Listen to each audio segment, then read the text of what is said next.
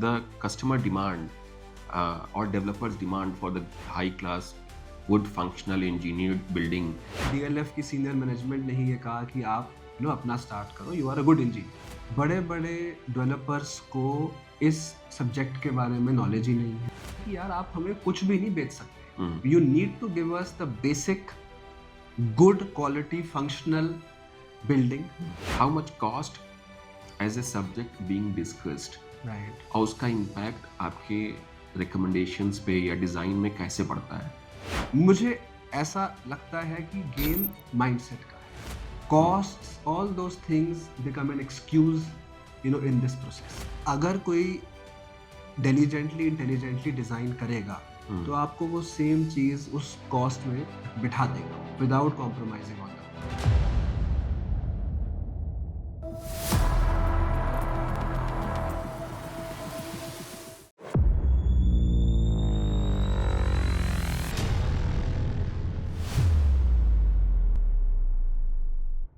दोस्तों, GT log podcast के इस एपिसोड में एक बार फिर से आप सब लोगों का स्वागत है।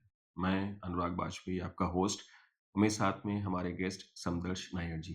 समदर्श, बहुत बहुत स्वागत है जीटी लॉग पॉडकास्ट में। बहुत बहुत धन्यवाद आपका अनुराग, मुझे यहाँ बुलाने के लिए। Thank you very much. Thank you. Samdarsh, you have done your mechanical engineering, then जी you have done your master's, जी and you started your career uh, with Green Building Design Consulting जी firm, and then onward you have been working as a principal consultant to SNC, which जी is Sunil Nair Consultant. जी Maybe I think that the first question, which is related to this as well, and if जी there's anything you more in terms of the background that you want to add, you can always add. जी Engineering consulting is a tough job, बिल्कुल। very very responsible job. जी इस field में you have seen your father working जी a lot. He जी has a great name and reputation in the market. जी Second generation is something that we have seen very rarely right. in terms of building the legacy of the firm. जी How you see as a second generation entrepreneur working in the engineering field in this domain? Anurag, जब मैंने join किया Hmm. So we were a team of only 10 to 12 people. 2006 की बात है। Hmm. तो engineering finish करी और बस उसके अगले हफ्ते मैं ऑफिस में था। Very nice. और thankfully we are at a stage as a country Hmm. where we were developing then and even right now. Hmm. And I could see that there is a great opportunity जहाँ पे we can spread this good quality engineering services Hmm. to all the developers. Hmm. जब हम 2006 की बात है, we used to work only for DLF, Mhm. and DLF would hire premium consultants Hmm. for electrical mechanical design.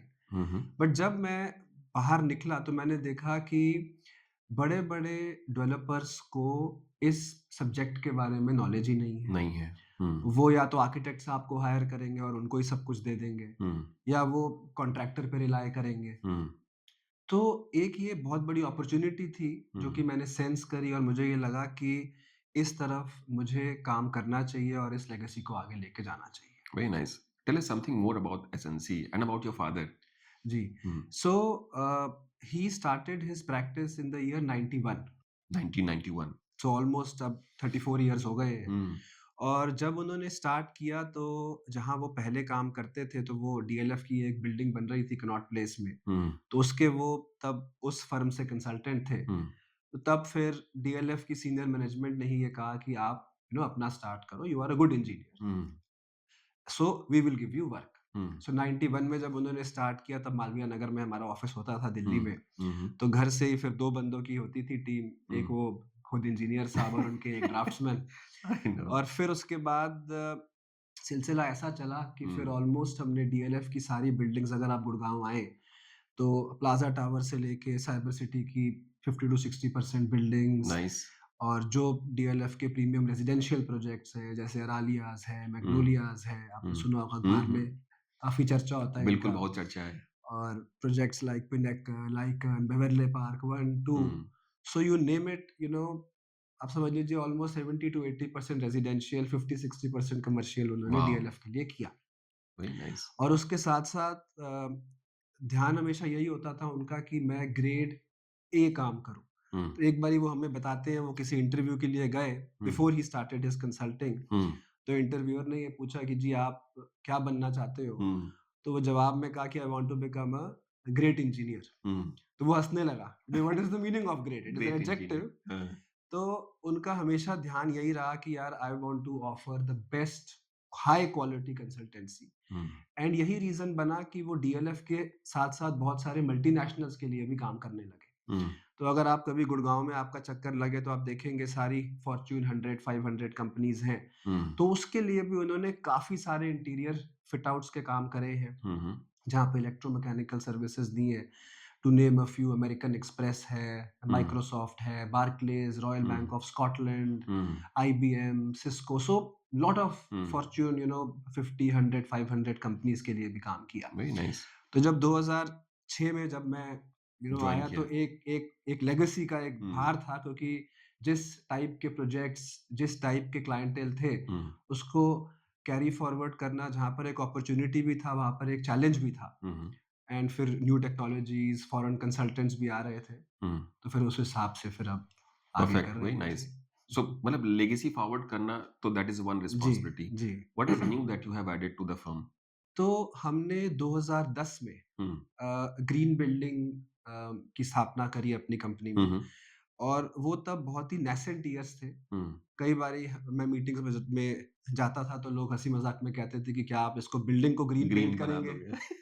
तो I know. कई बारी हँसी मज़ाक में उन्होंने ये कहना। हम्म, तो 2010 में हमने स्टार्ट करी एक firm, Green Horizon Consulting LLP. Hmm, और सेपरेट फर्म स्टार्ट करने के पीछे रीज़न ये था कि काफ़ी बारी there would be a conflict of interest, कि वो हम्म, कहते थे कि आप ही अगर इलेक्ट्रिकल मैकेनिकल सर्विसेज कर रहे हैं, हम्म, तो आप ही उसको कैसे इवैल्यूएट वेरीफाई करेंगे, कैसे करेंगे? वेरीफाई कैसे करेंगे hmm, from a green building perspective. हम्म, तो अ, वो हमने तब स्टार्ट किया। 2009 में मैंने लीड का एग्ज़ाम दिया। हम्म, तब वो एग्ज़ाम इंडिया में होता नहीं था प्रो मैट्रिक में, तो मैं दुबई गया एग्ज़ाम देने के लिए। हम्म, तो I am amongst the first few LEED APs in the country. Very nice. उसके बाद फिर हमने धीरे-धीरे फिर आईजीबीसी एपी ऐड किया, वेल एपी मैं हम्म, बना 2016 में, आईजीबीसी एपी 2015 में। हम्म, उसके अलावा फिर ईसीबीसी का जब फर्स्ट एक ट्रेनिंग कोर्स 2014 में जयपुर में हुआ, हम्म, तो डॉक्टर माथुर हम्म, के गाइडेंस में, और फिर वहाँ पे सेप्ट से भी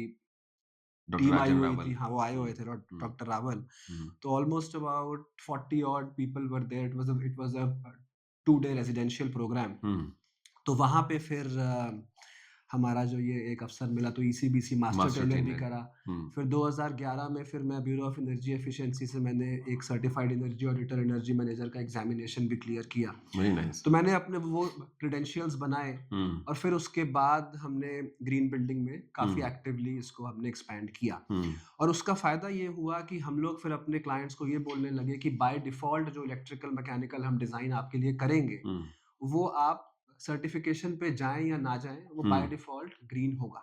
हम्म, और फिर 2017-18 की बात है, जब फिर हमने ये दोनों एंटिटीज़ को मर्ज किया, और आज के दिन हम लोग ग्रीन फिर एसएनसी का ही हम्म, एक सेपरेट एक एंटिटी, हाँ, हिस्सा। मतलब या। हिस्सा बना के उसको हम्म, कर रहे हैं। But we are doing it as a joint where we do MEP plus sustainability. Very nice. Again, just a follow-up question. जी, जी, प्लीज़। 2009-10 में आपने ग्रीन हाँ जी। कंपोनेंट हाँ जी, स्टार्ट किया हाँ एज अ जी। पार्ट ऑफ द जी, ग्रीन होराइजन, बिल्कुल। Part of the SNC as well. SNC, हाँ जी।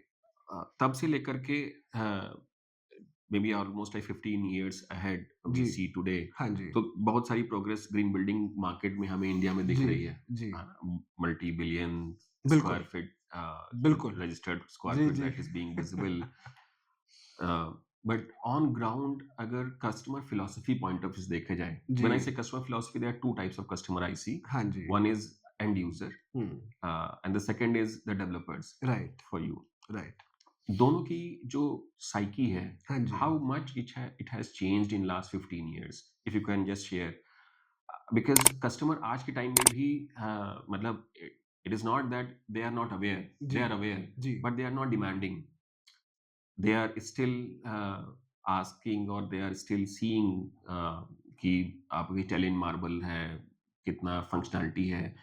आई थिंक वो class of customer is different जो कि जी ग्रीन बिल्डिंग स्पेसिफिक डिमांड करता है। जी but do you have your own perspective and experience to share with us? देखिए, जब ग्रीन बिल्डिंग मूवमेंट स्टार्ट हुई, हम्म जब इसके बारे में अवेयरनेस नहीं थी, हम्म तो बहुत ही कम कॉर्पोरेट्स होंगे जिनके हम्म बारे में मैं कहूँगा हम्म जिन्होंने एक ये इनिशिएटिव लिया because they are well travelled, hmm they go abroad and see energy efficiency. Lead has been there since 2003 and even before yeah that yeah 95 98 से है, 1991 से स्टार्ट 91 हुई से है। वो स्टार्ट है, 2003 में जब इंडिया में आईजीबीसी के साथ में बिल्कुल। वो आया। हम्म तो वो कॉर्पोरेट्स तो गिने चुने थे। हम्म फिर there were clients like Infosys जिनका गोल ही अलग था कि हम कैसे एक एनर्जी एफिशिएंसी से अपना बिजनेस प्रॉफिटेबिलिटी को भी बढ़ाएं और हम्म सस्टेनेबिलिटी गोल्स भी मीट करें। हम्म लेकिन जो डेवलपर सेगमेंट है वो सिर्फ इसीलिए आगे बढ़ा बिकॉज गवर्नमेंट ने उनके लिए इंसेंटिव्स लेकर आए, चाहे वो नोएडा अथॉरिटी का एक्स्ट्रा एफएआर है, हम्म चाहे वो हरियाणा में बाद में एक्स्ट्रा एफएआर आया, चाहे वो महाराष्ट्र में आया। हम्म तो वो एक रीजन बन गया उनके लिए कि हम चलिए देखें तो सही कि ये चीज है क्या, हम्म जिसको करके हमें अगर 5% 10-15% जो भी एक एक्स्ट्रा हमको एक फ्री ऑफ कॉस्ट एफएआर मिलता है। हम्म तो वो एक चीज जब स्टार्ट हुई तो वो एक एक थोड़ा सा हम्म बेसिकली हुआ कि हम्म रेवोल्यूशन एक आई हम्म वेयर दे स्टार्टेड एक्सप्लोरिंग। वहां पे थोड़ा थोड़ा ग्रीन वॉशिंग भी सामने देखने को मिली, हम्म जहां पे जो एक पर्पस है, जो एक इंटेंट है ग्रीन का, हम्म वो कहीं ना कहीं डिफीट हुआ, ये मेरा हम्म मानना है। हम्म और वहां पे तब we also as a consultant had to take a back seat hmm कि हम बहुत सिलेक्टिव हो गए कि अब हम काम वही करेंगे हम्म जहां पे ये हमें वर्थवाइल है। हम्म अदरवाइज ग्रीन वॉशिंग के नाम पे तो हम्म चीजें were not very hmm good from a sustainability angle. Right. But ये है कि आज के दिन मैं देख रहा हूँ कि जब हमारे गवर्नमेंट ऑफ इंडिया ने ministry of environment and forests की जब ये रेगुलेशंस आई, आज से 15 साल हम्म पहले, उन रेगुलेशंस की खास बात क्या थी कि उसमें ऑलरेडी काफी सारी चीजें मैंडेटरी कर दी गई जो कि ग्रीन बिल्डिंग में वैसे ही चाहिए। फॉर एग्जांपल एसटीपी लगाना, राइट। अगर आज के दिन प्लॉट हमारा 20,000 स्क्वायर मीटर से ज्यादा बिल्टअप एरिया है, एसटीपी मैंडेटरी है, रेन वाटर हार्वेस्टिंग मैंडेटरी है, सोलर हॉट वाटर मैंडेटरी है, बहुत सारी स्टेट्स में ईसीबीसी मैंडेटरी हो गया Right. है, वो भी कई सालों से चल रहा है। हम्म तो वो करके ग्रीन बिल्डिंग सर्टिफिकेशन जो है वो एक बाय प्रोडक्ट बन गया, करेक्ट। क्योंकि आप ऑलरेडी सब कुछ कर रहे हैं जिसके अंदर कुछ इंक्रीमेंटल स्टेप्स अगर आप लेंगे तो आपको रेटिंग मिली जानी है। तो वो एक पॉजिटिव शिफ्ट दिखा।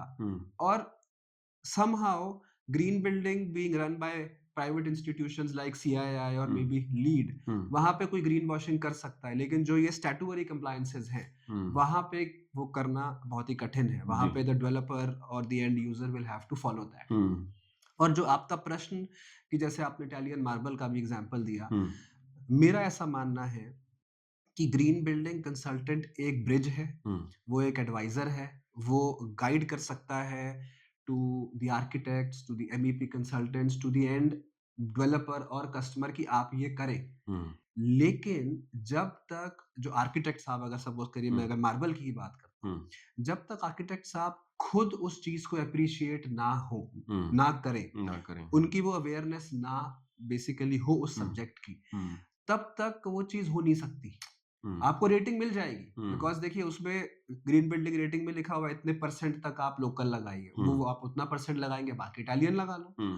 लेकिन ऐसे भी आर्किटेक्ट्स हैं who are doing only concrete buildings, ऐसे भी आर्किटेक्ट्स हैं who are using purely Indian materials. मेरे एक बहुत प्रिय मित्र है, मैं नाम नहीं लूंगा, अभी उन्होंने अपना घर बनाया, चाहे वो दूसरे क्लाइंट्स और होटेलियर्स के लिए सब कुछ इटली से लगाते हैं, जो उन्होंने अपना घर बनाया है आप देखेंगे वो इतना सिंपल है और वो सिंप्लिसिटी में ब्यूटीफुल है। सारा लोकल स्टोन, दीवारों पे लाइमस्टोन, कोई फैंसी फॉल सीलिंग नहीं, very minimal art work, but वो सस्टेनेबल भी है और सुंदर भी है। तो मुझे ऐसा लगता है कि वहां पे आर्किटेक्ट कंसल्टेंट्स का बहुत एक मेजर रोल है, क्योंकि एक ग्रीन बिल्डिंग कंसल्टेंट आपके मेरे जैसा रेकमेंड तो कर देगा, पर वो करना जिसने है उसको Hmm. वैल्यू भी करके उसको Hmm. A इम्प्लीमेंट prime करते consultant like architect has to be aligned. हैं absolutely, Hmm. Which is very very important. तो बिल्कुल आई ठीक थिंक बात है। वो कहीं ना कहीं एक अवेयरनेस Hmm. हमारे देश के अंदर, वो एक ट्रेनिंग बहुत जरूरी है। Hmm. Very good point that you have highlighted. एक और चीज बताओ कि मतलब जैसे Indian practice versus international practice, जी, क्योंकि अब क्या है, बाहर के भी बहुत सारे कंसल्टेंट हैं जो इंडियन प्रोजेक्ट्स में भी काम करते हैं, बिल्कुल करते हैं। And then Indian consultant they also work outside, yes, है ना? तो इट इज मोर लाइक कि जो प्रैक्टिस है उसकी जो एक्सपोजर है, जी, वो it is not that you have only domestic market to serve, बिल्कुल ठीक बट बात इंटरनेशनल मार्केट भी है। है। तो right. Do you see the customer demand or developers demand for the maybe high class good functional engineered building कि यहाँ पे सेम है versus outside, or do you see that there is a difference? देखिए, आज के दिन customer, client बहुत aware है। And you should not only highlight the top segment. नहीं, नहीं, मैं हाँ, हाँ, सारे सेगमेंट्स की बात करें हाँ, अगर हम, तो आप ये देखिए कि आज के दिन कस्टमर बहुत ट्रैवल्ड है। हम्म, अगर आप सर्विस देखेंगे, एक आम Indian hmm, is the world's largest traveller. हम्म, आज चाहे के टाइम में तो है। आज के टाइम में है, पोस्ट कोविड जो भी हुआ, हाँ, लेकिन आज के टाइम पे as Indians we love to travel. Hmm, Europe जाएँ ना जाएँ, hmm, South East Asia, Sri Lanka, hmm, Vietnam, जहाँ पे भी हम्म, वीज़ा फ्री अराइवल है, वहाँ पे हाँ, we भर-भर love के traveling. इंडियंस जा रहे हैं। We love hmm, travelling. हम्म, और आप ये देखेंगे कि when you travel you become aware, hmm, you become aware of what is happening in the world. हम्म, और जब आप वापस आते हैं, हम्म, तो कहीं न कहीं ये भी कहा गया है कि जो जो हम इंडियंस हैं, चाहे हम बहुत फ्लेक्सिबल भी हो जाते हैं, बहुत प्यार वाले भी हैं, हम्म, वासुदेव कुटुंबकम की भी हमेशा भावना है, हम्म, लेकिन कभी-कभी हम लोग अनरीज़नेबल भी हो जाते हैं। हम्म, और ये चीज़ के प्लस माइनसेस दोनों हैं। हम्म, और मैं यहाँ पे प्लस की बात करूँगा कि जब भी फॉर एग्ज़ाम्पल अभी जब रेरा भी आया, हम्म, तो एक वो जो हमारी जो एक रिक्वायरमेंट है as a end customer from a developer, हम्म, वो एक इस लेवल पर आ गई कि यार आप हमें कुछ भी नहीं बेच सकते। हम्म, you need to give us the basic good quality functional building, हम्म, जिसके अंदर वाटर क्वालिटी हो, बिजली की क्वालिटी हो, हम्म, quality of good air hmm, and good life. हुँ, आप देखेंगे आज के दिन एक आम डेवलपर हुँ, टीएफए तक लगा कर दे रहा है अपने फ्लैट्स में, हुँ, या वो अपने जो जो उनकी इंडोर यूनिट्स हैं उसमें एक बेसिक पीएम 2.5 का फिल्टर भी लगा के दे रहा है, क्योंकि वो डिमांड है आज के कंज्यूमर की। हुँ, तो कहीं न कहीं this thing has definitely impacted कि all the developers have to improve their game hmm, to come at a basic level for humanity, कि भाई हुँ, ये तो एक basic right to breathe clean air, hmm, right to good quality water, हुँ, वो चीज़ें इम्प्लीमेंट हो रही हैं। वो हुँ, मैं देख रहा हूँ। हुँ, बिल्डर ही कहता है कि यार लो इनकम हाउसिंग है, बट ये एज़ अ बेसिक डब्ल्यूटीपी लगा के दो। हुँ, हुँ, तो I definitely see that okay, shift and change. Okay, one more maybe I think follow-up question to this. जी, जी, जी। जब भी मतलब whenever we see the buildings, हुँ, let's say आप जापान में बिल्डिंग्स देखिए, यूएई में बिल्डिंग्स हाँ, देखिए, हाँ। लेट्स से दुबई में हुँ, हुँ, versus maybe domestic market, let's say Gurgaon में देखिए, हुँ, there is still a difference. हुँ। तो वो डिफरेंस जो है वो because of the specification upgrade के कारण है, या मटेरियल क्वालिटी कारण है, कॉस्ट कितना रोल प्ले करता है, फ्लेक्सिबिलिटी कितना रोल प्ले करती है, मतलब just need some discussion why there is a difference. Generally अब आज के टाइम में जब हम लोग बोलते हैं कि वसुधैव कुटुंबकम, इसका मतलब है कि आप कहीं भी जाओ, buildings they should look like जी, सेम, जी, बट ऐसा है नहीं, राइट। है ना? तो मतलब आप कुछ बिल्डिंग छोड़ दीजिए, हाँ बट जी, they don't represent India, they don't represent है ना? इंडिया। तो मतलब वो पॉइंट ऑफ व्यू क्या है, वो पॉइंट पर्सपेक्टिव कैसे सेम लाया सकता है? मेरा ऐसा मानना है हुँ, अनुराग कि this is a point of mindset, hmm, hmm, and it is only mindset. हुँ, क्योंकि जैसा मैं सोचता हूँ, मैं वैसा ही बनाऊँगा।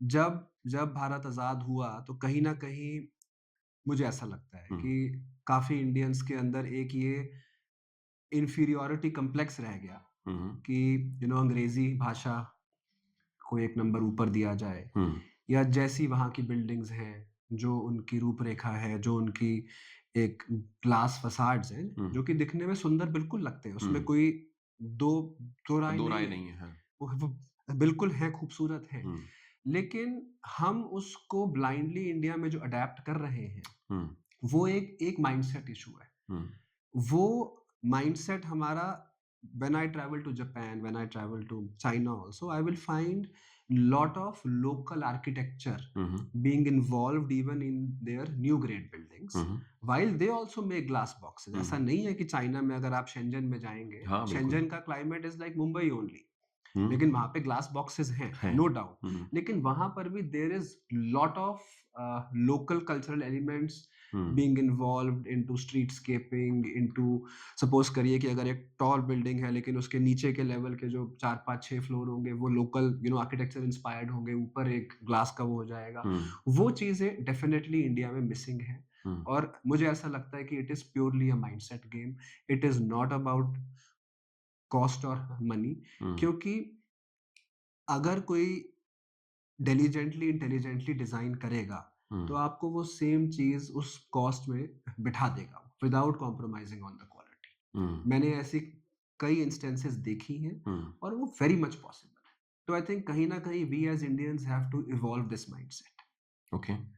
और इन जनरल प्रैक्टिस में जब हम लोग let's say tyre 1 developer category हो जी, गई, जैसे जी। आपने डीएलएफ का नाम जी, लिया, जी। फिर देयर इज़ टायर 2 जी, जी। डीएलएफ कैटेगरी, और मे बी आई थिंक मैं ज्योग्राफिकली भी एक हाँ को जी, एक्सप्लेन बिल्कुल करने की ठीक कोशिश बात है। करता हूँ कि मतलब जब हम लोग नोएडा के डेवलपमेंट हुआ है वर्सेस गुड़गाँव का डेवलपमेंट 5 साल पहले की बात करते हैं। हाँ जी, तो मोस्ट ऑफ द केसेस में तो डेवलपमेंट की क्वालिटी में डिफरेंस है। राइट, है बिल्कुल है। ना? और वो आप वहाँ की कॉस्ट पैरिटी भी देख लें, हुँ, वहाँ पे अगर ₹8,000 पर स्क्वायर फीट का रेट था, तो यहाँ पे ₹4,000 पर बिल्कुल स्क्वायर ठीक फीट का बात रेट है, था। बिल्कुल ठीक। कॉस्ट डिफरेंस होने का वो सबसे ज़्यादा आसान तरीका कॉस्ट कटिंग का होता है इंजीनियरिंग सर्विसेज़ को ऑप्टिमाइज़ करने का, राइट। है ना? तो मतलब अब आज के टाइम में जो 5 साल 10 साल पुरानी वाली बिल्डिंग्स हैं नोएडा में, I am hmm, talking about maybe I think residential more, हाँ जी, उन बिल्डिंग्स में मेंटेनेंस की जो कॉस्ट है वो बहुत ज़्यादा हाई है, right, and they are also looking very shabby because seepage बढ़ गया है। इस तरह के सीपेज बढ़ता है तो अ, आपका जो आउटर शेल प्लास्टर है वो निकल जाता है। ठीक बात है। जो स्ट्रक्चर की जो इश्यूज़ हैं वो बढ़ राइट, जाते हैं, कहीं पे बिल्कुल, क्रैक्स बढ़ रहे हैं, बिल्कुल ठीक बात है। वो रिपल इफेक्ट एक पूरा। है ना? रिपल इफ़ेक्ट बढ़ जाता है। जी। तो मतलब what is your experience in saying कि जब आप डाइवर्सिफाइड या डाइवर्सिटी ऑफ डेवलपर्स के लिए काम करते हैं, how much cost as a subject being discussed right. और उसका इम्पैक्ट आपके रिकमेंडेशंस पे या डिज़ाइन में कैसे पड़ता है? देखिए, जब मैं आज के दिन की बात करता हूँ, हुँ, तो आज के दिन तो the cost of real estate assets hmm, has gone up so significantly, right. हुँ, कि आज के दिन डेवलपर हमको टारगेट तो देता है, हुँ, लेकिन अगर वो प्लस माइनस 5 टू 10% है, तो वो उसमें उसको एडजस्ट इश्यू कर नहीं लेता है, आता, बिकॉज़ हाँ, आज के दिन सेलिंग प्राइस ही बहुत ज़्यादा है। बहुत ज़्यादा, हाँ। हाँ, अगर मैं 5-7 साल पहले की बात करता हुँ, हूँ, तो तब कॉस्ट ऑफ जो हमारी इलेक्ट्रिकल मैकेनिकल सर्विसेज होती हैं, हुँ, वो भी कंपैरेटिवली कम ही होती थी। हुँ, हुँ, कोड्स वर आल्सो लीनिएंट। हुँ, आज के दिन कोडल रिक्वायरमेंट्स बहुत ज़्यादा है। For hmm, example fire survival cable है, हुँ, वो 2016-17 में आई। हुँ, उससे पहले थी ही नहीं, जब पुराना नेशनल बिल्डिंग कोड 2005 वाला चल रहा था। हुँ, हुँ, तो all those costs were not there hmm, previously. हुँ। 2016 से अगर मैं पहले की बात करता करेक्ट, हूँ, करेक्ट, बिल्कुल टोटली एग्री। और तब cost of MEP was also very less. हुँ,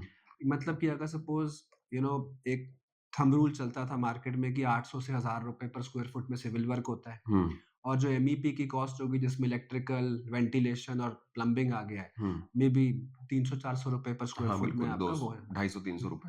हाँ, करेक्ट। हुँ, तो तो तो अगर आप ये देखें कि अगर ₹1200 से ₹1400 के बीच में अगर आपकी पूरी बिल्डिंग तैयार हो रही है, हुँ, प्लस लैंड कॉस्ट, हुँ, और आप भी देखेंगे कि जो ये लैंड्स एक्वायर्ड हैं, हुँ, डेवलपर्स ने पहले बहुत सस्ते भाव में ये ली हुई हैं। हाँ, वो तो आज के दिन अलग है कि अगर आज के दिन कोई एक डेवलपर बैंगलोर से आ गया, बॉम्बे से आ गया, वो हुँ, फिर महँगी खरीद रहा है, महँगी बेच रहा है। बट हुँ, उस ज़माने में दे वर चीपर हुँ, टाइम्स। हुँ, तो सपोज़ करिए कि अगर किसी की कॉस्ट ₹2500 पड़ी, ₹2000 पड़ी, हुँ, लैंड कॉस्ट मिलाकर, हुँ, तो 2500 की चीज़ अगर कोई 4000 में बेच रहा है, हुँ, तो which is a very decent profit. हुँ, और वो अगर चाहे तो उस 2,500 के अंदर हुँ, एक अच्छा कॉन्ट्रैक्टर हायर करके अच्छा काम हुँ, करके दे सकता है। दे सकता है। अच्छा काम करने का ये कोई कहे कि अगर हमारी बिल्डिंग में 10 साल पहले कॉस्ट करके सीपेज हो रही है, हुँ, मेरा ये मानना है कि ये ब्लैटेंट एक्सक्यूज़ है। हुँ, हुँ, क्योंकि जैसे मैंने आपसे कहा ना, it is a point of mindset. हुँ, आप अगर दिल्ली से बॉम्बे की तरफ जाते हैं या इवन साउथ की तरफ जाते हैं, वहाँ का माइंडसेट अलग है। हुँ, क्यों कई बारी ये बोला जाता है कि Bombay is the most professional city in the country? Hmm, hmm, for the simple reason कि वहाँ का माइंडसेट वैसा है कि हुँ, वहाँ पे उनको ये पता है कि अगर हमने प्रॉमिस किया है कि हमको 100 देना है, तो हम 100 देंगे। हुँ, फिर देयर इज़ नो क्वेश्चन कि मैं इसको प्लस माइनस 5 कैसे करूँ? हुँ, सो मुझे ऐसा लगता है, मैं आपको एक छोटा-सा उदाहरण दूँगा। हुँ, जब स्वच्छ भारत मिशन आया, जी, तो स्वच्छ भारत मिशन जो है, किसको फ़ॉलो करना है? हुँ, मुझे और आपको ही फ़ॉलो करना है। हाँ, अगर शीशा खोल के बाहर केले का छिलका फेंकूँ मैं, हुँ, तो ये तो माइंडसेट इश्यू है ना। इसके अंदर मैं ये नहीं बोल सकता कि जी, किसी ने ये हमको सिखाया नहीं, मैंडेट नहीं। हुँ, मैं जब ट्रैवल किया, चाहे मैं यूरोप जाता हूँ, हुँ, यही भारतीय इंसान हुँ, यूरोप में नहीं फेंकेगा। हाँ, मैं चाइना गया, China hmm, is a developing, या मैं कह रहा हूँ चलो हमसे कुछ साल आगे है। हुँ, वहाँ पे भी लोगों में एक बेसिक सिविक सेंस है। हुँ, तो कहीं न कहीं घूम फिर के हुँ, मेरा ऐसा मानना है नहीं बिल्कुल प्योरली ठीक बात है। कि ये एक माइंडसेट का इश्यू है, ये पैसे का इश्यू नहीं है। अब हुँ, अपनी स्पेसिफिकेशन आप थोड़ी कम कर दें। हुँ, आप एक फ्लैट में 2 पावर पॉइंट की जगह, अगर मैं सपोज़ करें इलेक्ट्रिकल में कॉस्ट कटिंग की बात हुँ, करेंगे, तो एक प्रीमियम प्रोजेक्ट के अंदर वो बोलेगा जी कि मास्टर बेडरूम में दोनों तरफ पावर पॉइंट दीजिए। हुँ, एक लो इनकम ग्रुप प्रोजेक्ट में बोलेगा कि आप मास्टर बेडरूम में 1 पावर एक पॉइंट पावर दीजिए, पॉइंट दीजिए। 2 मत दीजिए, हुँ, आपकी कॉस्ट कम हो गई। हुँ, लेकिन इसका मतलब ये तो नहीं है ना कि मैं सब स्टैंडर्ड वायरिंग करूँ हुँ, या हम प्लम्बिंग का काम ऐसा करें कि सीपेज हो। हुँ, तो मुझे ऐसा लगता है कि गेम माइंडसेट का है। हुँ, हुँ, costs, all those things become an excuse in this process. हुँ। और अब जो प्राइस पॉइंट है उसके हिसाब से आपको लगता है कि माइंडसेट जो है वो सही हो जाएगा?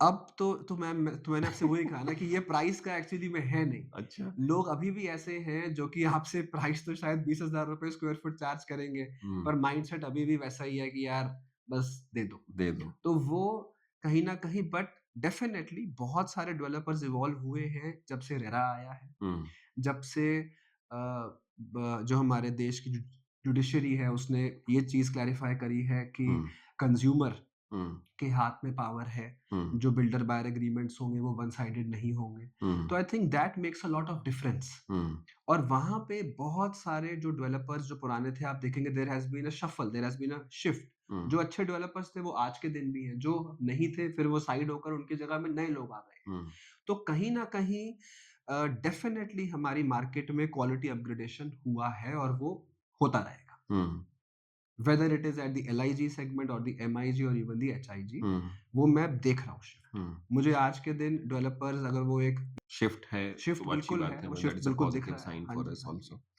तो एक और चीज़ बताइए कि जैसे जी, जनरली डिज़ाइन वर्सेस इम्प्लीमेंटेशन में हाँ जी, हमेशा से ही गैप रहा है। राइट, अब वो गैप के रीज़न एक्स, वाई, ज़ेड कुछ भी हो सकते हैं। राइट। बट जैसे डिज़ाइनर पर्सपेक्टिव से there are so many designs options और मतलब एक तो है जैसे आपने बताया कि कॉस्ट कटिंग का बेस्ड ऑन किस सेगमेंट को आप सर्व कर रहे हैं, उसके बेसिस पे आपने ऑप्टिमाइज़ कर लिया। नॉट दैट आपने poor quality of specification use किया बट जी, रिक्वायरमेंट या जो पार्ट है वो आपने ऑप्टिमाइज़ कर दिए। जी, जी, जी, जी।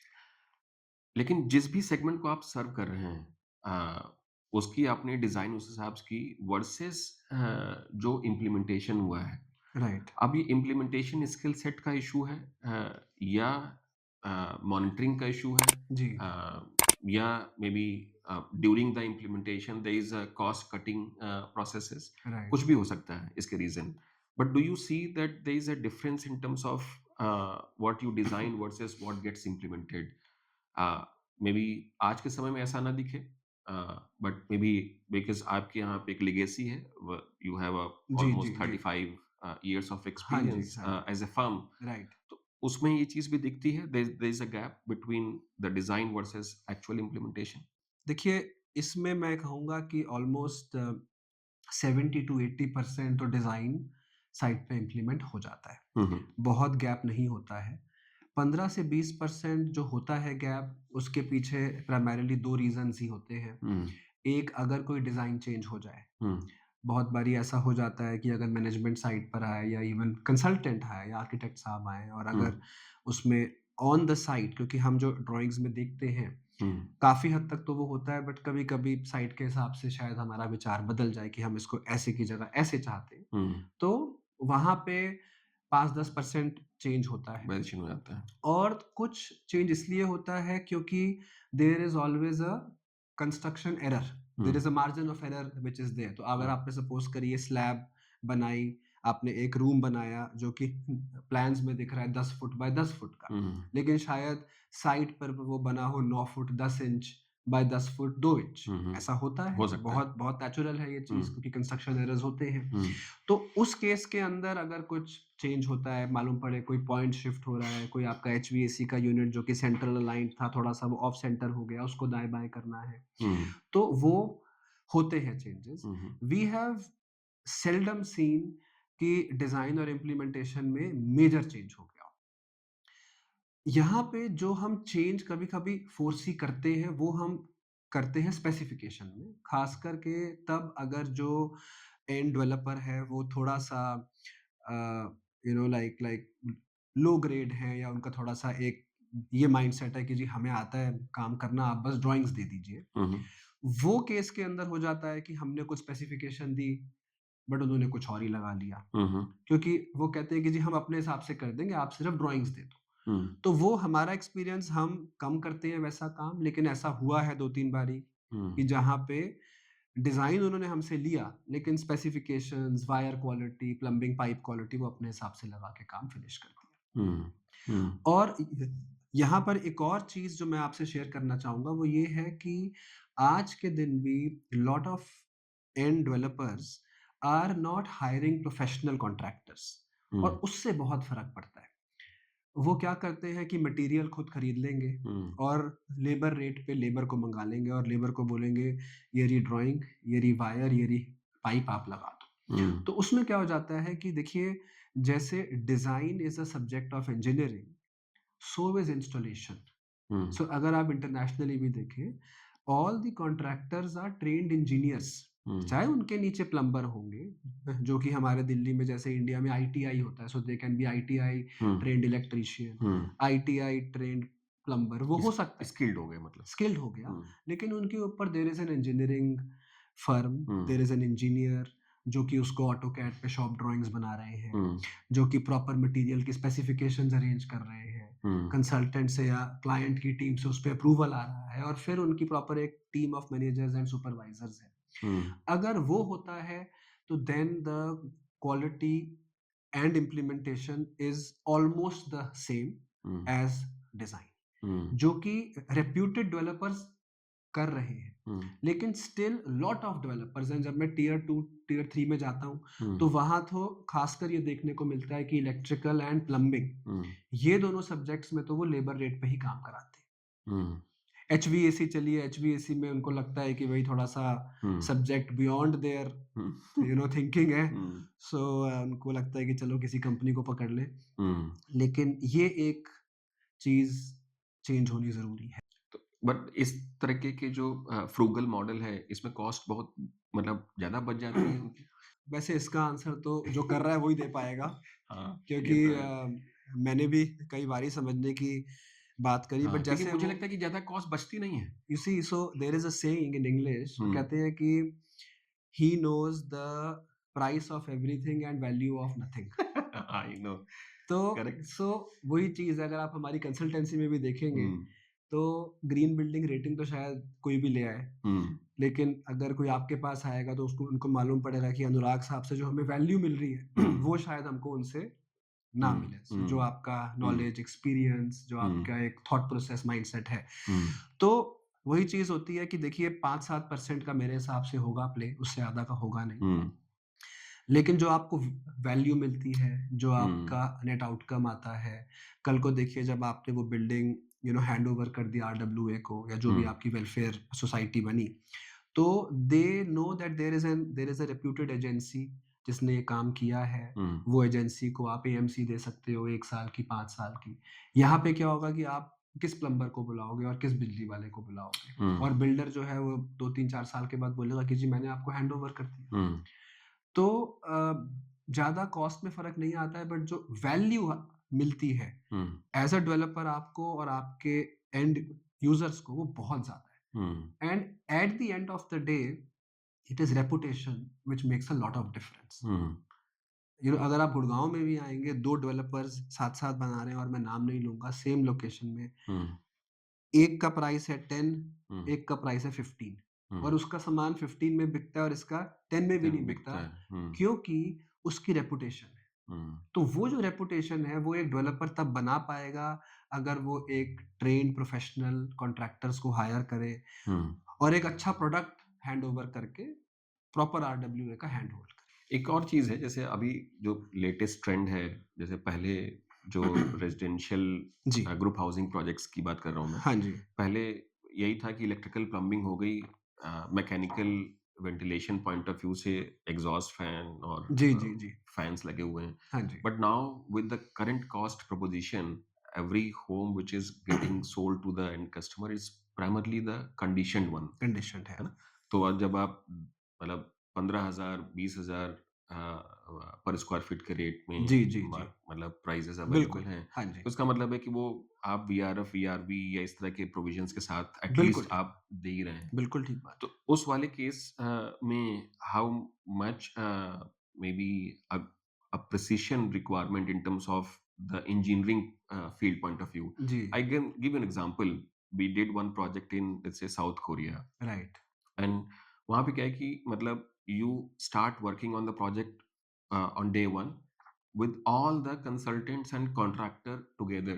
Right. Contractor is also on board. जी, जी, जी, जी। और फिर आप 8 महीने, 10 महीने, 1 साल design, implementation, design, document, everything आप जी, बना लें, एक-एक जी, चीज़, जी। And then you uh, start implementing the project, construction शुरू होता है और नेक्स्ट मेबी आई थिंक 12 महीने में कंस्ट्रक्शन खत्म भी हो जाता है। राइट। तो maybe I think 40-45 storeyed building आप 2 साल में बना कर खड़े बना हो जाते खत्म हैं। कर देते हैं। राइट। तो यहाँ पे वो कल्चर अभी भी नहीं आया है। Right. In terms of doing everything together, you mention कि लगभग 70-80% as it design as built हो जाता है, उसके बाद 15-20% जो है वो बिल्कुल। बेस्ड ऑन साइट कंडीशन रहता है। जी।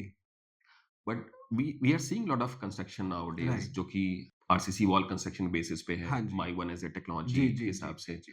हाँ, स्टिल ये सब सिचुएशंस भी अभी अ, मतलब वैसी ही हैं जैसी कि 5 साल पहले थी, या they are getting better in terms of doing everything more precise and then start working on the implementation side?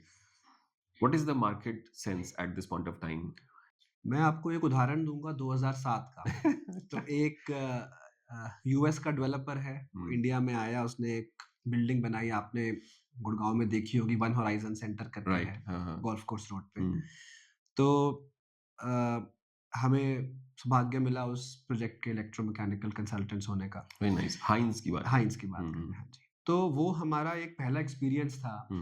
अनुराग। उसमें क्या हुआ कि उन्होंने कहा कि देखो जी, हम वेरी आपको beautiful building it very is. Beautiful hmm, building, no doubt. Hmm, and उसमें उन्होंने हमें कहा कि हम आपको पहले यूएस लेके जाते हैं। हुँ, we want to train you hmm, on the Hines building standard hmm, hmm, and we want to educate you कि हम लोग अपनी बिल्डिंग्स कैसे बनाते हैं, हुँ, हुँ, कैसे उनको मेंटेन करते हैं।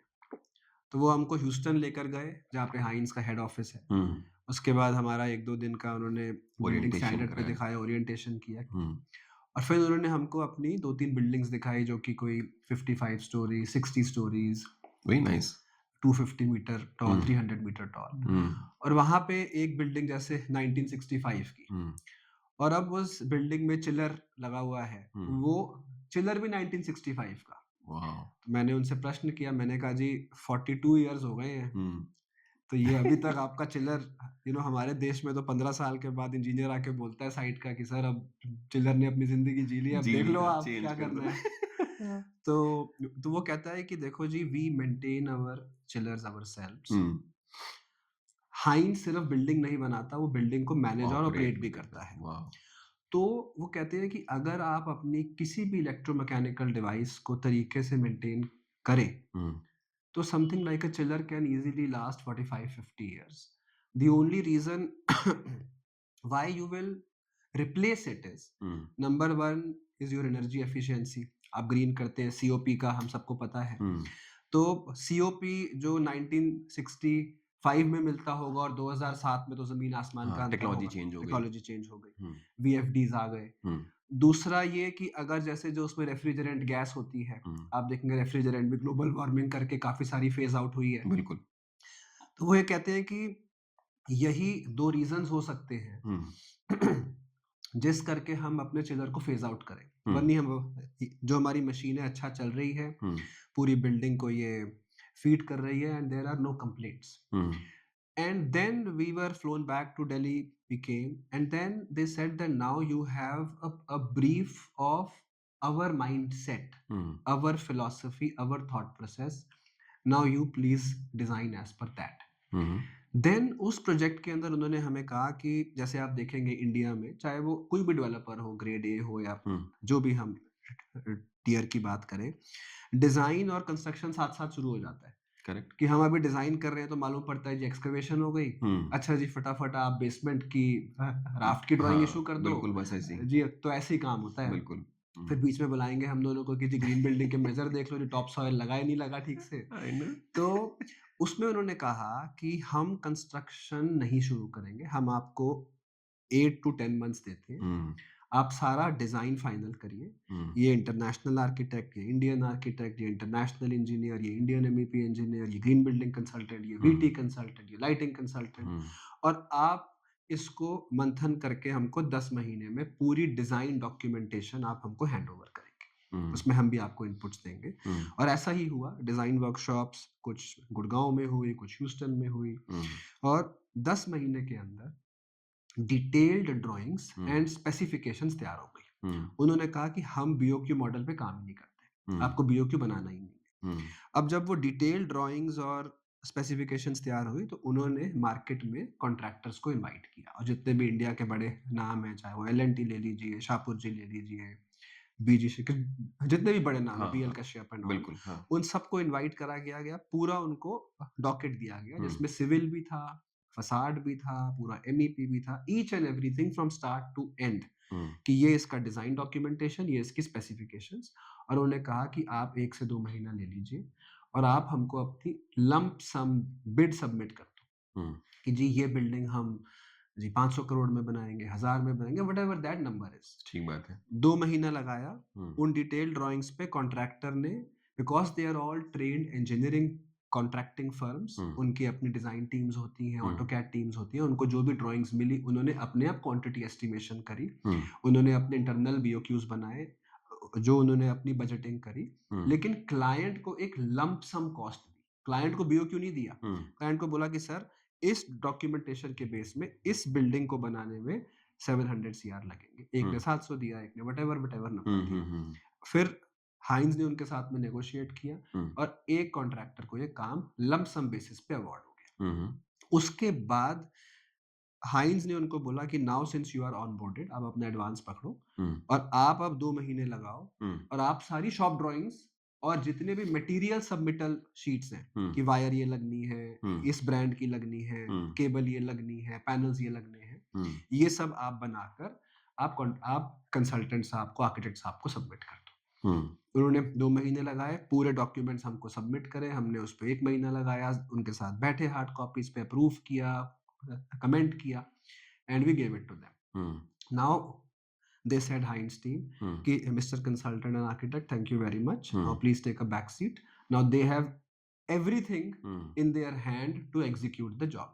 उनकी शॉप ड्राइंग्स तक अप्रूव हो चुकी हैं, क्या मटेरियल लगाना है वो भी अप्रूव हो चुका है, हुँ, और कॉन्ट्रैक्टर को सीधा दे दी चाल कि भाई आपके पास 1.5 साल 2 साल हैं, बिल्डिंग खत्म करके दे दो। हुँ, स्ट्रेट फॉरवर्ड काम, हुँ, वी आर आउट।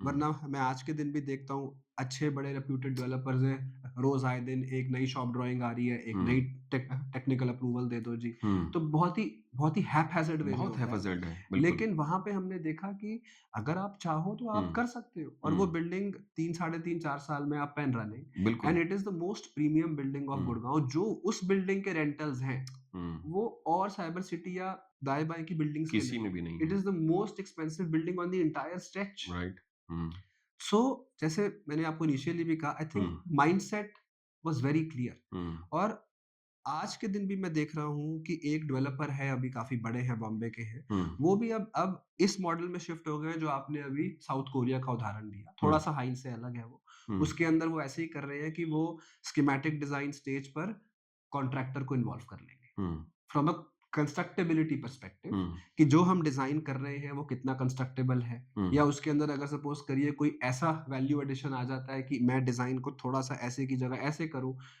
कंस्ट्रक्टेबिलिटी सिंपल हो जाएगी। हुँ, सो वो इनपुट्स आज ही ले रहे हैं हुँ, और उस हिसाब से काम कर रहे हैं। हुँ, और यहाँ पर मैं I would also like to congratulate the government of India, हुँ, जो उन्होंने आज से 5-7 साल पहले ईपीसी मोड निकाला। राइट? तो वो ईपीसी मोड का भी भाव यही था, चाहे हुँ, उसके जो भी और अलग रीज़न्स रहे होंगे। हुँ, लेकिन उसका एक बेनिफिट ये था कि जो मेन प्रिंसिपल आर्किटेक्ट कंसल्टेंट हैं, हुँ, वो आपको एक फर्स्ट कट ड्राइंग्स का ढाँचा हुँ, दे और देंगे। एक स्पेसिफिकेशंस, मेक लिस्ट और कैलकुलेशन दे देंगे। हुँ, अब कॉन्ट्रैक्टर उसकी अपने आप वर्किंग करेगा, हुँ, वो अपना हायर करेगा आर्किटेक्ट एंड कंसल्टेंट और हुँ, एक लमसम कॉस्ट में सरकार से काम उठा लेगा। हुँ, तो वो भी एक शिफ्ट अच्छा पॉजिटिव है, हुँ। ईपीसी जिसको बोलते हाँ, हैं। बिल्कुल, एपीसी शिफ्ट अच्छा है, हाँ, क्योंकि वो ओनरशिप आ जाती है उसकी। करेक्ट। अदरवाइज़ वो ओनरशिप क्या है, वो ब्लेम गेम सा चलता रहता है, कि वो आर्किटेक्ट की गलती है, वो इंजीनियरिंग की गलती है। एग्ज़ैक्टली, हुँ, एग्ज़ैक्टली। सो मेरे हिसाब से ये चीज़ प्राइवेट सेक्टर में अभी नहीं है। हुँ। लेकिन there is one developer as I mentioned to you from Mumbai who is now exploring this and Mm. Hopefully they will be doing it soon. You're talking about Lodha? No, no, no, no. So No. there is another Okay, big another one. developer. Okay. हाँ, so we are still under discussion. So That's fair. हाँ, yeah, Okay. yeah, Hmm. I think मुझे लगता है कि यही this should be the future on also this because should be. you get to have a maybe a very specific जी, maybe quality engineering services, राइट, architecture design राइट, and shop drawings आ गई हैं तो सब कुछ आपको क्लियर है बिल्कुल, and then you have also given the free hand to the contractor correct, ज़्यादातर केसेस में यही है जी, कि लगभग मुझे लगता है कि टिपिकल वर्क जो मैं आज के टाइम में भी देखता हूँ कि 5 से 10% रिवर्क में चलता रहता है। बिल्कुल, वो आए कोई उन्होंने अपना कुछ नॉलेज दी, उन्होंने बोला नहीं ऐसे होना चाहिए। Right, So just because you have not given the consolidated time in the correct, beginning of the project right, और वो पूरे प्रोजेक्ट में अगर आप डिस्ट्रीब्यूट करके देखें तो it enhances the project timeline। For sure. 3 साल के प्रोजेक्ट्स इन जनरल मैंने बहुत कम देखे हैं। मतलब we have done lot of project जो कि 10-10 साल भी हुए हैं। तो 15 साल भी हुए 15 हैं। साल मेरा भी ही हुए होंगे। प्रोजेक्ट है एक प्राइवेट डेवलपर का, मैंने तो बोला भाई अब खत्म कर दो, हमें भी छोड़ो, खुद भी फ्री हो। आई नो। तो बिल्कुल, आई तो वो एग्री। सब है। हुँ। हाँ, अब टेक्नोलॉजी पॉइंट ऑफ व्यू थोड़ा डिस्कशन जी, करते हैं जी, कि जी। maybe what are the tools that we have seen in general हाँ जी, मार्केट में। तो जैसे बिम का अभी भी जो पेनिट्रेशन इंडिया में है वो है नहीं। राइट। मतलब है नहीं कि मतलब है कि it's not that it's not there at all but hmm, मतलब विजिबली मतलब when you see such technology in every second hmm, architect और हुँ, इंजीनियरिंग हुँ, फर्म हुँ। और द डेवलपर इज यूजिंग जी, तभी शायद हम उसको पेनिट्रेशन की तरह कैटेगरी में मानते हैं। हुँ। तो जब बाहर इतनी सारी कंट्रीज़ में वो हो चुका है, अभी भी हमारे यहाँ पे इवन जैसे मैं आपको एग्ज़ाम्पल देता हूँ, हाँ जी, सीपीडब्ल्यूडी यूज़ेज़ द बिम और राइट। सच टेक्नोलॉजीज़ बट मुझे लगता है कि वो सिर्फ़ जस्ट बिकॉज़ मुझे तो शायद उसकी रिक्वायरमेंट है इसलिए कई बार प्रोजेक्ट्स में जी, सब कुछ बन चुका होता है, फिर बिम कंसल्टेंट आता है, वो डिज़ाइन करता है। हो राइट, सकता है कि उनका माइंडसेट रहता है कि क्लैशेज़ अ, कैसे मतलब आइडेंटिफ़ाई किया जाए और उसको राइट, कैसे अवॉइड राइट, किया जाए। That right, is also the strategy. Right. But if you have the resources, if you have the technology, why don't you use it in the beginning?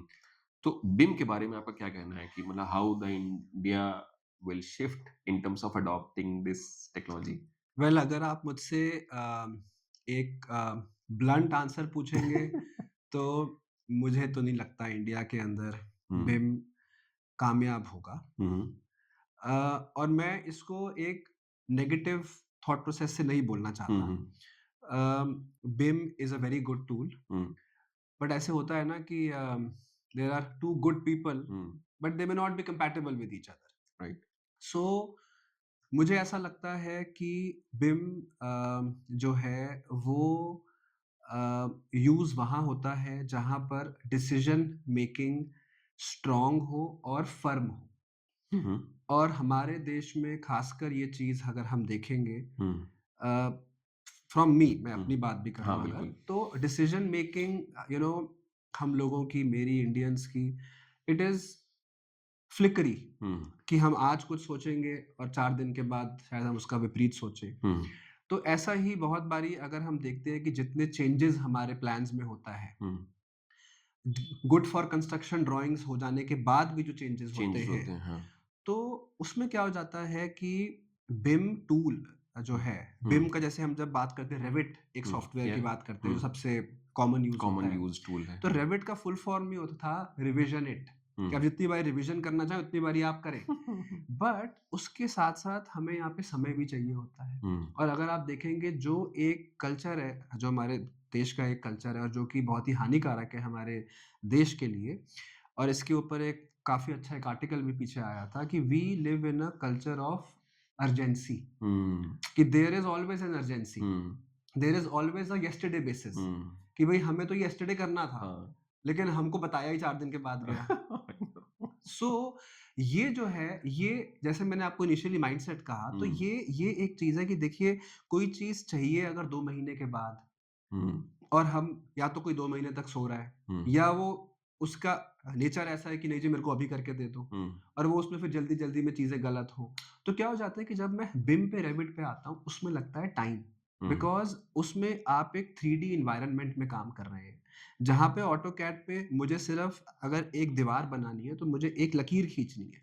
हुँ, लेकिन जब मैं रेविट पे आऊँगा, तो मुझे उस एक लकीर से बात नहीं बनेगी, मैं एक वॉल को बनाऊँगा 3D में, कि इस वॉल की हाइट कितनी है, हुँ, इस वॉल की लेंथ, विड्थ कितनी है, हुँ, इसकी मोटाई कितनी है, हुँ, इसका मटेरियल क्या है, हुँ, वो तक डिफाइन करना पड़ता है। प्रॉपर उसके अंदर एक वो चीज़ निकलता है कि इसमें ब्रिक लगी है, ब्रिक का साइज़ कितना है, या अगर आपके ऑटोक्लेव्ड एरिएटेड कंक्रीट ब्लॉक्स लगे हैं, हुँ, तो वो आपके 600 के आते हैं। हुँ, उसके ऊपर प्लास्टर की थिकनेस क्या है। हुँ, ये सब चीज़ें, जहाँ पे मैं ऑटोकैड में 1 लाइन या 2 लाइन खींचकर आगे एक एक नोट डाल सकता हूँ, हुँ, वहाँ पे रेविट में मुझे ये सब एंटर करना पड़ता है। हुँ, मुझे इसकी फैमिलीज़ बनानी हुँ, पड़ती हैं। हुँ, और फिर उसके बाद ये क्यों करना पड़ता है, बिकॉज़ आपको ये ज्ञात होगा कि हुँ, जैसे हम लोग रेविट के अंदर हम उससे क्वांटिटीज़ भी निकालते हैं। हुँ, इट इज़ अ या, सो it is a very, very intelligent tool. या, तो वो क्वांटिटीज़ तभी निकालेगा जब उसको पता होगा कि भई कौन-सा मटेरियल गया हाँ, है। बिल्कुल, वो जब उसको, डिटेल में आएगा तभी होगा। भई सपोज़ करिए अगर मुझे प्लास्टर की क्वांटिटी निकालनी है, हुँ, तो प्लास्टर मॉडल तो हो, हुँ, 16 एमएम का है कि 32 एमएम का है? हुँ, किस चीज़ का है? उसमें कोई फ्लाई ऐश कंटेंट है कि नहीं है? हुँ, तो ये चीज़ें जब समय लेती हैं, तो वो समय हमें कोई देता है? हुँ, आप बताओ, आपको मिलता है, आपको वो हुँ, सर्टिफ़िकेशन बोलेंगे जी 15 दिन में लाके दो। हाँ, बिल्कुल, तो फिर वो मतलब कहते हैं जी फ़ास्ट ट्रैक करो, जी फ़ास्ट ट्रैक के पैसे नहीं है। हुँ, तो फिर कहने का भाव क्या है कि बहुत सारे, मैंने 2021 के बाद हुँ, post COVID, hmm, there was a boom in Revit, हुँ, और मेरे पास अभी 17-18 बंदों की रेविट की टीम है। हुँ, और हम लोग जो रेविट कर रहे हैं, ऑलमोस्ट हमारे 30% प्रोजेक्ट्स अभी रेविट पे, मतलब बिम पे हो रहे हैं, और बहुत क्लाइंट्स बिम 360 पे माइग्रेट हो गए हैं। हुँ, but they are majorly corporates, hmm, they are majorly professionally managed firms wherein there is कि अगर एक बारी प्लान बन गया, ठीक है, उसमें फीडबैक आई, रिविजन्स हुई, हुँ, लेकिन ये नहीं है कि जीएफसी होने के बाद उथल-पुथल हो गई। थोड़े हुँ, बहुत चेंजेस देखिए हाँ, एंड तक डिज़ाइन ही होते चेंज हैं। हो गई। हाँ, हुँ, तो प्लस वो लोग प्रोफेशनल हैं, तो वो समय भी देते हैं। हुँ, वो प्रोफेशनली मैनेज कॉन्ट्रैक्टर भी हायर करते हैं, वो भी बिम पर होता है। हुँ, ताकि हम लोग तो एक डिज़ाइनर है, हमने जीएफसी बिम पे दे दी, हुँ, लेकिन अब वो पूरी लेगेसी कंटिन्यू एंड तक होनी चाहिए, उसके लिए कॉन्ट्रैक्टर भी बिम पे चाहिए। हुँ, वो अपनी शॉप ड्राइंग्स बिम पर बनाएगा, एज़ बिल्ड बिम पे बनाएगा, फिर उसको फैसिलिटी मैनेजमेंट को बिम पे ट्रांसफ़र करेगा। हुँ, तो इसके बेनिफिट्स बहुत हैं। हुँ, हमें ये देखना है कि हमें क्या चाहिए। व्हेन हुँ, आई से हमें, means I am talking on behalf of the client, the hmm, owner, हुँ, कि उसको क्या चाहिए। हुँ, और बिम से हमको 3 चीज़ें मिलती हैं प्राइमरीली, जो हुँ, मैंने देखा है। हुँ, पहली चीज़ मिलती है हमें एक clash free coordinated drawing hmm, on site, हुँ, ताकि साइट पे ये चिक-चिक नहीं हो रही है कि जी भाई ये शाफ्ट इससे फाउल कर रही है या स्ट्रक्चर से फाउल। तो पहला तो ये बहुत बेनिफिट है, हुँ, नंबर 1। नंबर 2 मिलता है टेंडर क्वांटिफिकेशन। हुँ, टेंडर क्वांटिफिकेशन के 2-3 फ़ायदे हैं। एक तो आपका बीओक्यू एक्यूरेट हो जाता है। दूसरा, अगर जो आपकी पीएमसी कंपनी है, प्रोजेक्ट मैनेजर्स होते हैं, हुँ, अगर उनको मटीरियल्स साइट पे मँगाना है, हुँ, तो उनको ये पता है कि यार इस फ्लोर में कितना मटीरियल लगना है, मैं उतना ही ऑर्डर करता हूँ। हुँ। तो आपके जो मटीरियल स्टोरेज यार्ड्स कॉस्ट होते हैं, हाँ, कॉस्ट ऑप्टिमाइज़ेशन भी कॉस्ट होता है। ऑप्टिमाइजेशन आपकी हो हुँ, जाती है, हुँ, मटीरियल स्टोरेज यार्ड्स आपके ओवरफ्लो नहीं करते साइट के बाहर। हुँ, वो हुँ, सब कुछ आपको पता है कि यार मुझे अभी नेक्स्ट स्लैब के लिए इतना मटीरियल चाहिए, मैं इतना ही ऑर्डर करता हूँ, उसके बाद नेक्स्ट स्लैब का ऑर्डर कर दूँगा। सो हुँ, यू कैन, वरना एक कंप्लीट बीओक्यू में तो आप एस्टिमेशन पे रिलाय कर रहे हो कि ये तो हुँ, बीओक्यू पूरे प्रोजेक्ट का है। मुझे हुँ, नहीं पता एक स्लैब में कितना एमईपी लगना है, लेकिन हुँ, उसमें आप निकाल सकते हो एक फ्लोर का। हुँ, तो ये आपका दूसरा बेनिफिट है, quantification and project management. And third benefit ये है कि आप इससे end of life of construction में you can do a digital twin, हुँ, जिसके अंदर आपकी कंपनी का जो फैसिलिटी मैनेजमेंट है, हुँ, वो इस मॉडल के ऊपर बेस हो सकता है, हुँ, जिसमें एक-एक इक्विपमेंट की मॉडल नंबर, कैपेसिटी, उसकी एंड ऑफ लाइफ, उसकी हुँ, मेंटेनेंस की रिक्वायरमेंट, वो सब चीज़ें उस पे मेंशन होती हैं। हुँ, हुँ, तो ये 3 बड़े ऑब्जेक्टिव बेनिफिट्स हैं। हुँ, बाकी तो जो आपके इंटैंजिबल हैं, डॉक्यूमेंटेशन, प्रोसेस कंट्रोल, वो तो इंटैंजिबल है। लेकिन हुँ, जो टैंजिबल, क्वांटिफाएबल बेनिफिट्स हैं, वो ये 3 हैं। हुँ, और यहाँ पे एंड कस्टमर को ये रियलाइज़ करना है कि क्या उनको इन तीनों में से कुछ चाहिए? हुँ, तब तो वो फिर उस विचारधारा से आगे बढ़े। अगर वो इसलिए करना चाहता है कि जी भेड़-चाल है, कि जी हुँ, सारे कर रहे हैं, मैं भी कर लूँ, हुँ, तो फिर इस चीज़ का कोई यूज़ नहीं है कोई सॉल्यूशन फ्रैंकली। नहीं है। फिर तो हुँ, वो अपना भी समय वेस्ट कर रहा है। अभी भी मेरी एक क्लाइंट से बात हुई, उसकी बहुत बड़ी बिल्डिंग नहीं है, ओखला में बना रहा है 3 लाख स्क्वायर फुट की। हुँ, तो उसने मुझसे पूछा कि यार हम लोग बिम करें? हुँ, मैंने कहा देखो जी, हुँ, I will be very happy, क्योंकि मेरी फीस बढ़ेगी। हुँ, but my first duty is to be honest to you.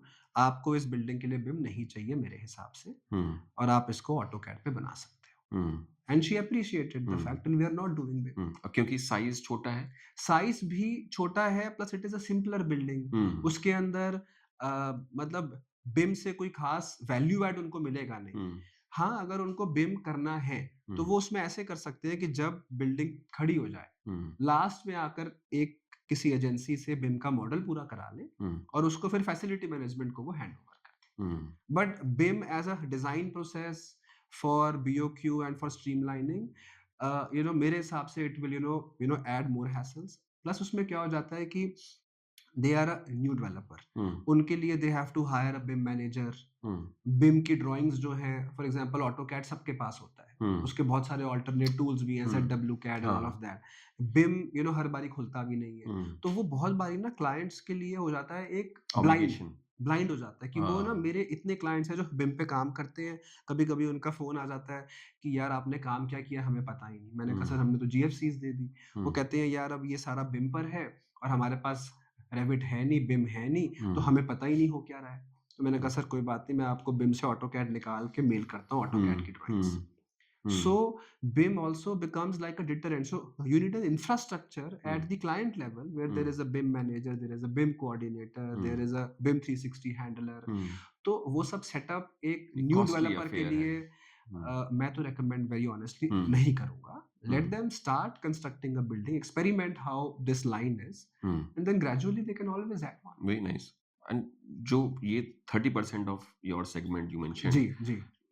उसमें जो फैसिलिटी मैनेजमेंट है मतलब are they equipped enough in terms of frankly handling no. No okay but ये है कि जहाँ पे डेवलपर के हाथ में खुद फैसिलिटी मैनेजमेंट है, जैसे डीएलएफ हो गया मान लो डीएलएफ टाइप हो गया, चाहे हुँ, डीएलएफ अभी तक बिम पे नहीं है, और हुँ, वो इसलिए नहीं है क्योंकि वहाँ पे डिसीजन मेकिंग जो है वो काफ़ी स्मूथ है फास्ट, मतलब इतनी हाँ चेंज होती रहती है। हुँ, और प्लस ये भी है कि DLF works on very tight schedules.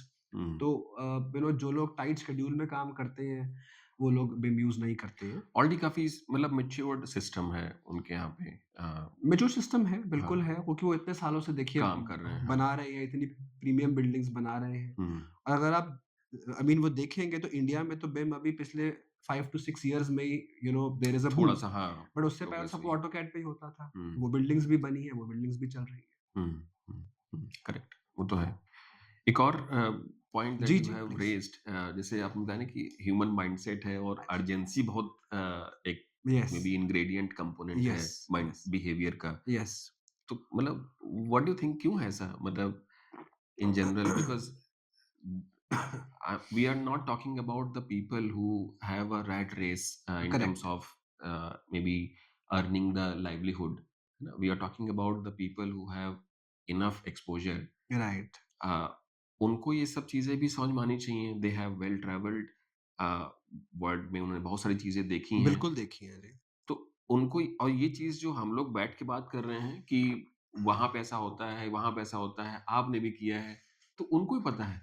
तो वो माइंडसेट चेंज का समय मतलब कितना है? मतलब कितना कितने समय में ऐसा हो जाएगा कि उनको ये अर्जेंसी ना हो करके they should give enough time to consultant, develop it and then maybe ask the contractor to build it. क्या लगता है आपको? मुझे ऐसा लगता है कि शायद 1-2 जनरेशंस जाएँगी, वेरी हॉनेस्टली। अच्छा। मैं आपको वैसे ये प्योरली मेरा मानना है and maybe and I hope I am wrong very but you know 2047 में तो मतलब प्रधानमंत्री सर का है कि वो डेवलप्ड इंडिया हो जाएगा। यस। मैंने इसमें जो चीज़ देखी है हुँ, कि बहुत लोग because of mental health issues आपने भी देखा होगा आज हुँ, के दिन या, कितना अखबार में पढ़ने को मिलता है हुँ, कि शायद आज से 10 साल पहले तक physical health issues were hmm, the main, hmm, but आज के दिन मेंटल हेल्थ इश्यूज़ पर भी बहुत फ़ोकस किया जा रहा है। बहुत सारे मेरे नोन हैं, हुँ, अ, मतलब प्रोफ़ेशनली नोन हुँ, हैं, हुँ, जो कि बीच-बीच में ब्रेक ले रहे हैं अपने हुँ, काम से। हुँ। या स्ट्रेस लेवल बढ़ गया बिकॉज़ है। स्ट्रेस लेवल हुँ, बहुत अननेसेसरीली बढ़ा हुआ है। हुँ, और ज जो ये एक सेंस ऑफ अर्जेंसी वाला जो कल्चर है, हुँ, और फिर क्या हो जाता है कि देखिए when there is a sense of urgency, तो कहीं न कहीं वो जहाँ पे मेंटल हेल्थ पे आपको इम्पैक्ट करेगा, हुँ, तो वो फिर आपसे साथ वालों को भी इम्पैक्ट करेगा, हुँ। बिकॉज़ आपके ऊपर प्रेशर आएगा तो कहीं न कहीं तो वो वेंट आउट होता ही है। कैस्केड इफ़ेक्ट हो जाता है। कैस्केडिंग इफ़ेक्ट होता है, तो हुँ, वो चाहे जूनियर्स हो, चाहे अपने कलीग्स हो, हुँ, तो वहाँ पे फिर वो रिलेशनशिप पर भी असर आता है। हुँ, और ये चीज़ है कि इसकी काफ़ी अवेयरनेस फैल रही है। हुँ, काफ़ी सारे मैं ऐसे कॉर्पोरेट ग्रुप्स देख रहा हूँ जहाँ पे मेंटल हेल्थ अवेयरनेस कैम्पेन्स भी हो रही हैं, हुँ, और कहीं न कहीं एक सेंस ऑफ अर्जेंसी कल्चर को थोड़ा-सा मिनिमाइज़ भी करा जा रहा है, या फिर स्ट्रेस हैंडलिंग को और कैसे बेटर करा जाए, इम्प्रूव करा जाए, हुँ, उस पे भी एक फ़ोकस किया जा रहा है। बट आई थिंक ये चीज़ कैसे होगी इसका फ्रैंकली मेरे पास भी कोई उपाय नहीं है। हुँ, लेकिन मैं आपको ये ज़रूर बता सकता हूँ कि मैं अपनी कंपनी में हम लोग क्या कर रहे हैं, हुँ, और वो स्टार्ट शायद कहीं न कहीं मैंने अपने आप से ही करा है। श्योर।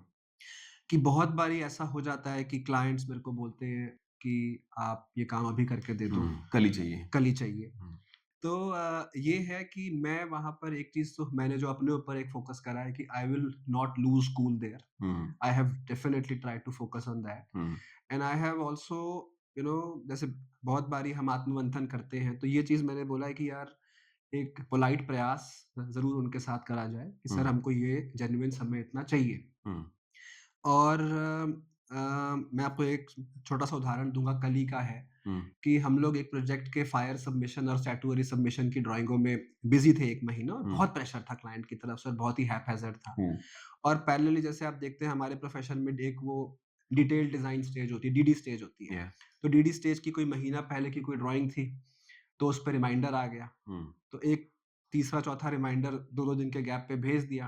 हुँ, तो एक मेल आती है कि टू मी हुँ, कि dear Samdarsh, why do you require so many reminders? Oh! तो मैंने अब उस मेल पर एक एक पोलाइट विनम्र एक आंसर जो एक लिखा हाँ, कि sir we don't require so many reminders, reminders हाँ, but we definitely require some understanding. हुँ, और उसके नीचे फिर मैंने अपना एक्सप्लेन किया कि 1 महीने से आप जानते हैं कि हमारी team fire submission, statutory submission में बिज़ी थी। कितना यस्टरडे बेसिस पर हुआ, रोज़ हुँ, मीटिंग्स, रोज़ प्रिंट, हज़ार-हज़ार प्रिंट्स, हज़ार-हज़ार ड्राइंग्स में करेक्शंस। हुँ, और अब वो एक स्टेज निकली है, तो अब मैं डीडी स्टेज की ओर बढ़ रहा हूँ। हुँ, और फिर जब मैं इस स्टेज की ओर बढ़ रहा हूँ, तो मैं आपसे सिर्फ़ एक यही कर रहा हूँ कि हम अपना बेस्ट कर रहे हैं, हुँ, लेकिन आप थोड़ा अंडरस्टैंडिंग हमें दीजिए। सही बात है। और मैंने ये भी कहा कि कई बारी आर्ग्यूमेंट सेक में लोग ये भी बोल देते हैं कि आप पैरेलल टीम्स लगाओ, हुँ, लेकिन मैं वो टीम नहीं लगाना चाह रहा। मैंने आगे से ही बिना हुँ, उनके प्रश्न करे आगे से ही मैंने लिखा कि मैं हुँ, नहीं करना चाह रहा, क्योंकि मैं चाहता हूँ कि एक कंटिन्यूटी मेंटेन रहे कि जिस बंदे ने पहले डिज़ाइन करा है, वही इसको आगे कैरी फॉरवर्ड बिल्कुल, हाँ, करे। तो आप विश्वास मानिए मैंने बहुत पोलाइट ये लिखी, and thanks to that gentleman and हुँ, उनकी मैच्योरिटी कि उन्होंने फिर आगे से ये जवाब लिखा हुँ, कि dear Samdarsh, point noted, hmm, however we have hired a big firm like yours and we are hmm, always with you. हुँ, तो मैंने ये चीज़ रियलाइज़ करी कि अगर हम थोड़ा-सा शांत होके करेंगे तो हुँ, अगला बंदा भी, मैं कह रहा हूँ जी, 10 में से 10 नहीं सुनेगा, 5-6 बारी सुनेगा। हुँ, एंड मैं किसी और को सिखाऊँ कि तुम सेंस ऑफ अर्जेंसी ना लेकर आओ। सो ये जैसे वो कहा स्वामी विवेकानंद ने कि वी नीड रिफॉर्मर, सबने हाथ खड़े कर दिए। हाँ, बट क्वेश्चन आया कि हू कैन रिफॉर्म देमसेल्व्स? सबके हाथ नीचे हो गए। तो आई थिंक ये बात मैं अपने से प्रयास कर रहा हूँ आई नो। कि मैं जब क्लाइंट्स के पास भी जाऊँ, और मैं ये प्रयास अपनी टीम के साथ भी करता हूँ कि मैं उनको अकोमोडेट करने का कोशिश करता हूँ कि हुँ, अगर, मतलब मैं अपनी कोई बड़ाई नहीं कर रहा, बट मैं आपको सिर्फ ये बोल रहा हूँ कि मैं खुद भी ये इसलिए कर रहा हूँ क्योंकि कहीं न कहीं it will also improve my mental health also. नहीं that is a fact actually वो बहुत सो ज़रूरी है। आप अगर कूल रहेंगे तो शायद आपका जो सबॉर्डिनेट्स हैं, दे विल आल्सो हाँ। Learn from you. सो मैं उनको बहुत ट्राई करता हूँ कि यार अगर वो प्रेशर मेरे ऊपर आ रहा है ना, मैं उन तक वो ना ही जाने दूँ या उनको बोलूँ यार चल तू ले ले, हुँ, क्लाइंट से मैं माफ़ी माँग लूँगा, व्हाटएवर। हुँ, और हम लोग एक एक 5 डे वीक है, हुँ, तो बहुत बारी ये कंपल्शन हो जाती है कि सैटरडे संडे को, कि बहुत सारे मेरे जो फेलो कंसल्टेंट्स हैं, हुँ, कलीग्स हैं, उनके सैटरडे भी ऑफ़िस खुला होता है। हुँ, लेकिन हमने एक फॉलो किया कि नहीं यार, एक वर्क लाइफ बैलेंस होना चाहिए। हुँ, आप 5 दिन मेहनत करें, आप 2 दिन आराम करें। हुँ, उसके बाद भी कभी मुझे क्लाइंट बोलता है सैटरडे को बुला लो, हुँ, तो मैं कहता हूँ सर देखो, मेरे हाथ जुड़े हैं, मैं नहीं बुलाऊँगा। हुँ, ये मेरे कलीग हैं, ये आप हो, हुँ, आप डायरेक्टली बात कर लो, वो आ जाए बहुत अच्छा है, ऑफ़िस तो हमेशा खुला ही है। हुँ, so I am trying to inculcate this habit into myself first, and then clients also know कि यार he will do his job seriously, hmm, but he will not, get serious or unnecessarily go into the urgency culture. हुँ, और जहाँ पे अगर genuine urgency है, वहाँ पे हम सपोर्ट भी करते हैं, हुँ। but that cannot be the case always, it can only be an exception. Very nice बिल्कुल ठीक बात है। आई थिंक अब कहीं न कहीं स्ट्रेस सेल्फ जनरेटेड भी रहती है and I think it is important to work on yourself also how to बिल्कुल, मैनेज दैट पार्ट एग्जैक्टली। और जैसे आपने बताया कि हाँ, हम बदलेंगे तो युग बदलेगा वही इम्पोर्टेंट है। प्रयास तो कर ही सकते हैं प्रयास अपना तो कर ही हम। सकते हाँ हैं। जी। बिल्कुल ठीक है। One maybe I think the last हाँ जी। Part which is very please. Important जी एंड जी जी। Maybe I think very contextual also हाँ जी। संदर्श हाँ जी। Abhi, in general, when we see the air quality, you right. started this point in the beginning of your statements. कि Air quality, certainly, when we look at the air quality in या। two parts, one is ambient and the second is indoors. है ना? Right. Ambient conditions के अपने एक अलग reasons हैं और उसको डील करने की रिस्पॉन्सिबिलिटी सर्टेनली हम सब की है जो जी। कि डिफरेंट सेगमेंट में काम करते हैं जी। इंडस्ट्री में हो गए बिल्ड कंस्ट्रक्शन में है या किसी और स्पेसिफिक एरिया में वहाँ पे लोगों की भी अपनी जिम्मेदारी है कि इन सब चीज़ों को समझें और कंस्ट्रक्शन डस्ट या इस तरह के जो भी पोल्यूशंस हैं उसको हम ऑप्टिमाइज करें या ना जी। करें जी। इंडोर्स का जो जहाँ पे रोल आता है you design plethora of buildings हाँ जी। different categories जी। condition non-condition well ventilated residential commercial institutional इस तरीके के केसेस में what is the current trend to manage the better air quality indoors right. कई टेक्नोलॉजीज़ हैं आज के हम्म दिन, हम्म चाहे हम बात करें इलेक्ट्रॉनिक टाइप हम्म एयर क्लीनर्स होते हैं, हम्म जो कि एक्जिस्टिंग डक्टेबल यूनिट्स होती हैं। हम्म खासकर कमर्शियल एप्लीकेशंस में लोग ज़्यादा डक्टेबल प्री लगाते हैं। फिल्टर के पहले वो इलेक्ट्रोस्टैटिक हाँ जी, हाँ जी। स्क्रीन्स ही लगा लगा देते हैं देते हैं वो। हम्म तो बट वो, आर दे मतलब are they giving the good output देखिए आउटपुट वो देते हैं, हम्म लेकिन उसमें क्या हो जाता है कि जैसे-जैसे थोड़ा-सा उनका यूज़ बढ़ जाता है, हम्म तो आउटपुट में देयर इज़ अ डिटीरियोरेशन। हम्म अ, तो उसको हमें क्लीनिंग ज़्यादा ऑफ़न करनी पड़ती है। हुँ, so there are 2 type of filters, एक तो मीडिया फ़िल्टर होते हैं, हुँ, जो हम लोग जैसे हमारी साधारण छन्नी पुराने जैसे हमारे विंडो एसी में भी होते थे, राइट। वो हमने फ़िल्टर बाहर निकाला, उसको साफ़ किया, हुँ, पानी से धोया, हुँ, सुखा दिया, हुँ, वापस डाल दिया। तो वो जो होते हैं फ़िल्टर्स, वो आज के दिन मर्व रेटिंग आती है, हुँ, which is the minimum efficiency reporting value. Right. तो वो मर्व 7 या 8 टाइप वो हम में। लगाते हैं हुँ, standard in a hmm, fan coil unit या सीलिंग सस्पेंडेड एआरएचओ, हुँ, जो स्टैंडर्ड फैक्ट्री से लगकर आता है। हुँ, हुँ, सो अब मीडिया फ़िल्टर में क्या हो जाता है कि जैसे-जैसे वो चोक होता जाएगा, हुँ, तो उसके अक्रॉस जो फ्रिक्शन है वो बढ़ती जाएगी, राइट। लेकिन जो वो आपको रूम में क्वालिटी ऑफ एयर देगा वो सेम ही देगा।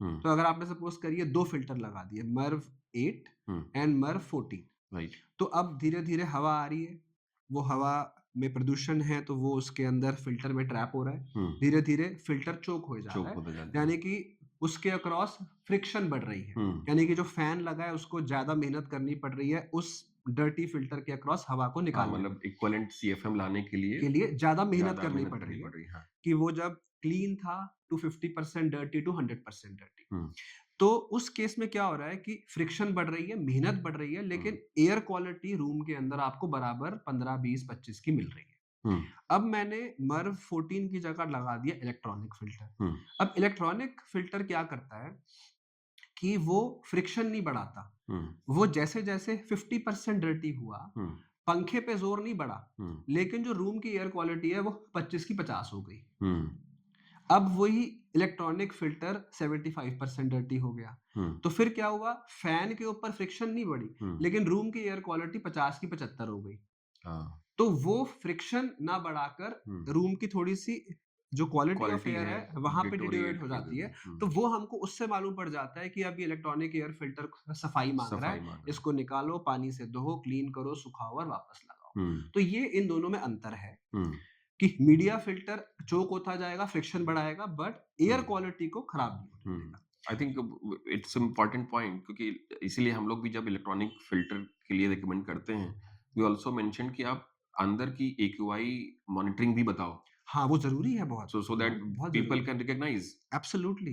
देखिए, वो तो इनपुट है, जो हुँ, आउटकम है वो तो बिल्कुल, मेन तो आउटकम ही है, बिल्कुल। पर्पस क्या है। हुँ, और दूसरा ये भी है कि इलेक्ट्रॉनिक फ़िल्टर में थोड़ा-सा ओज़ोन का भी एक इश्यू है। हुँ, हुँ, तो for that matter any electronic device, हुँ, चाहे हम फ़ोन्स की बात करें, चाहे हम टेलीविज़न्स की बात करें, they produce some quantity of ozone. Hmm, but अगर आप देखेंगे, रिसर्च जैसे कहती है कि जो ओज़ोन है, हुँ, it is a respiratory allergen.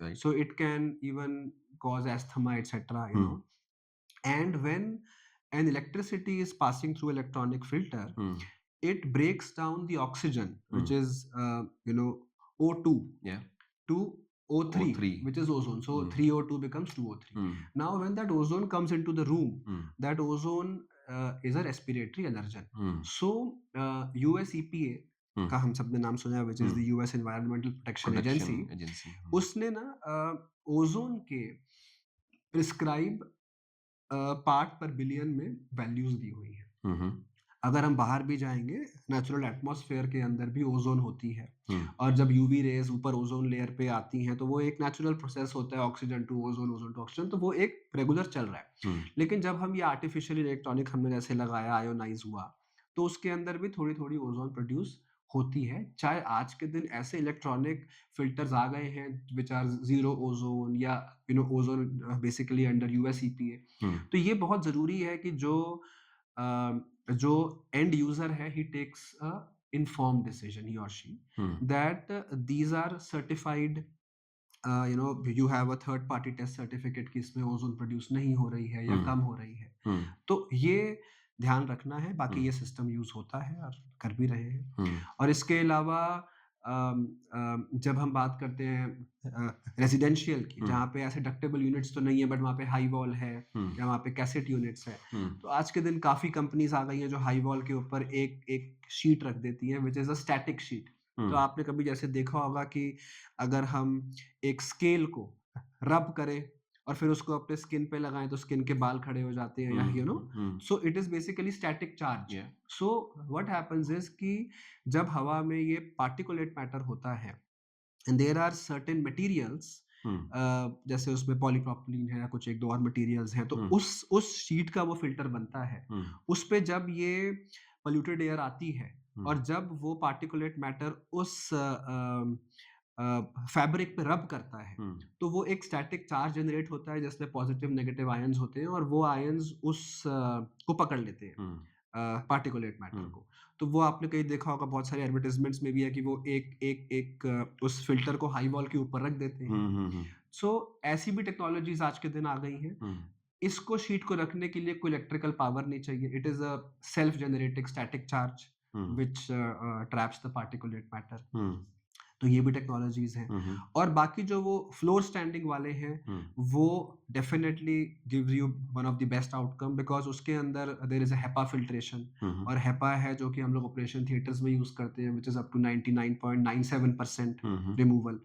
तो वो भी जो ब्रांड्स आज के दिन हैं उसमें अगर हम यूज करें, that is also very effective. Hmm, but इसमें फिर वही है कि say every 15-20 days 1 month we have to clean the filter. हम्म, तो ये 2-3 तरीके से डेफिनेटली इंडोर एयर क्वालिटी को हम आज के दिन ट्रीट कर रहे हैं। But it is a very important subject by and absolutely, large, which absolutely. is affecting the human health very much. खासकर एनसीआर रीजन में, खासकर विच इज एनसीआर वेरी है। डेंसली पॉपुलेटेड, तो हम्म, यहाँ पे जितनी आबादी है वो तो बहुत रिस्क पे है। हम्म, और इसमें होता क्या है कि देखिए, जो हमारा बॉडी का नेचुरल फिल्टर है, it starts with nose and then it goes inside. हम्म, तो वो PM2.5 और उसके नीचे के पार्टिकल्स को फिल्टर नहीं कर नहीं पाता। कर पाता दैट है। Means those particles are directly absorb into the blood stream, Yeah. क्योंकि वो सीधा हवा से जा रहे हैं। हम्म, वो सीधा हवा से लंग्स में गए, और लंग्स में जो हमारे एवियोली होते हैं उससे वो सीधा ब्लड स्ट्रीम में चले गए। हम्म, so there is a direct, और जो हमारी बॉडी का ब्लड है वो तो सारे ऑर्गन्स में फ्लो कर रहा है। हम्म, तो this is a very hmm, serious health risk hmm, which should be hmm. Taken care of. Yeah, it should be. I think we are hopeful कि मुझे लगता है कि सही लेवल पे पॉलिसी डिसीजंस एंड जी, then the enforcement will correct. Be happening. जी, मुझे लगता है एम्बियंट एयर क्लीन रहती है तो इंडोर बिल्कुल, बिल्कुल। इम्पैक्ट एब्सोल्युटली भी सर। रहता है उससे। जी, बट आई थिंक जितना हो सकता है with the tools technology they yes, should also help. ठीक है, यस। बाहर ऐसी सिचुएशन है जो कि शायद 2 महीना, मतलब बाय डिफॉल्ट मुझे जो दिल्ली एनसीआर में रहता है वो 2 महीनों से बहुत डरता है। हाँ, नवंबर जैसे ही दिवाली क्रॉस करती है बिल्कुल, वैसे ही उनको लगता है बिल्कुल। कि मतलब दैट इज हाँ। Something which is not good, time is coming up. मुझे लगता है आपको भी लखनऊ जाना चाहिए कुछ दिनों के लिए। मैं तो बिल्कुल जाता रहता हूँ इसीलिए। ब्रीदिंग मेंटेन करनी पड़ती है। यस, यस, तो यस। Very nice. राइट। बस एक लास्ट रैपिड हाँ, फायर हाँ। राउंड है। जी, जी, प्लीज़। तो रैपिड फायर राउंड बहुत सिंपल रखते हैं। It is more like the specific question with the मैं तो ऑलरेडी थोड़ा-सा घबरा गया हूँ आपके रैपिड फायर से। नहीं, मतलब घबराने की जरूरत नहीं है। I think more like a fun questions हैं। जी, जी, प्लीज़। और तो पहला क्वेश्चन ये है कि मतलब what is the maybe I think the most favourable fun activity for you? I like playing golf sometimes, hmm, so I'm definitely fond of that. Hmm, But I think to answer to your question, spending time with my kids, very nice. that is the answer. Okay, Yes. and which one is the maybe I think the most favorite city that you want to travel again and again? I like Dubai. Mm-hmm. I think for obvious reasons, because we get good climate, good food, and a lot of Indian people. So you feel at home, but still you are not in India. Any Indian city?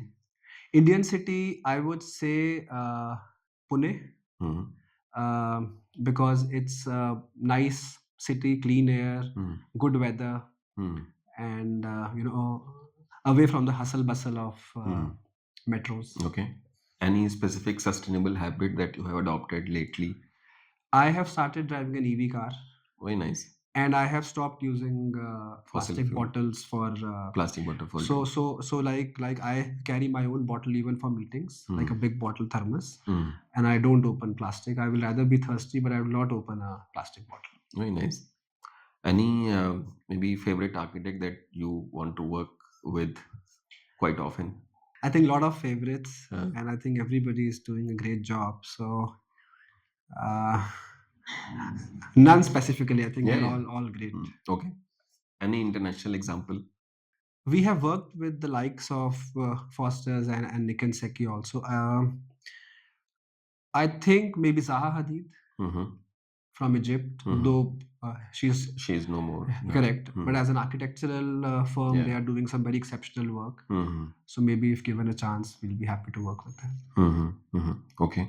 And you stay in Gurgaon. Gurgaon, that's You right. quite often travel to Noida. Frankly, no. Hmm. In fact, I have come to Noida, I think maybe after, I don't know, 6 months, 1 year. Uh, And thanks to you, of course. Thank you so much. So maybe I think that Noida is again is a very transition city. Right. It is a newly developed city like Right. Gurgaon. Right. But how do you see the future because of the new airport which is coming up?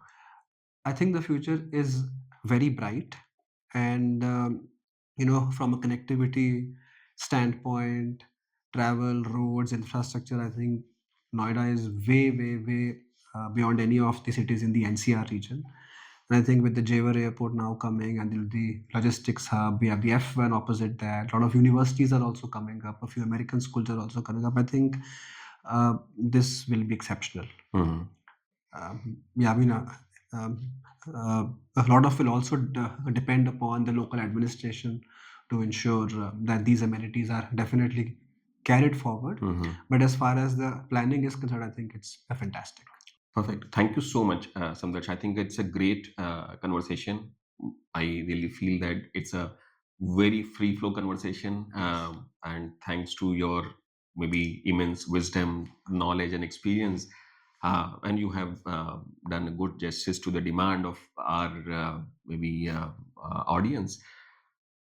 We have learned a lot from Samdarsh today, and I think this is not the only podcast that we have planned. I think there will be a next subsequent podcast as well, where we'll be discussing and deliberating. Maybe I think something more. Maybe I think specific issues. But thanks to Samdarsh one more time, we have discussed the engineering field, how you have entered, how the legacy has been maintained, the new thing that you have added to the engineering field. This is not a simple field where you work. We must congratulate you for doing a lot of good Thank work, you. wonderful work, because this is a very, very responsible work, Samdarsh, and we appreciate the job that you are doing. And thank you so much. Keep doing the great work. Keep inspiring us. Thank you so much, everyone, for the patience listening. And if you have any specific question, we'll put up Samdarsh email ID in the channel description. If you have any specific maybe question, a query to our guest, you are most welcome. If you have any question and suggestion for the next guest to us, you can write it to us at social@greentree.global. Thank you so much for your listening. Keep subscribing and sharing the podcast. Thank you so much, Thank you, Samdarsh. Anurag. Thank you. It's a pleasure, and thank you for calling. Thank you for inviting. My I pleasure. really enjoyed my time here. Same here. Thank you. Look forward to the next one. Absolutely. Thank you. Thank you so Thank much. you.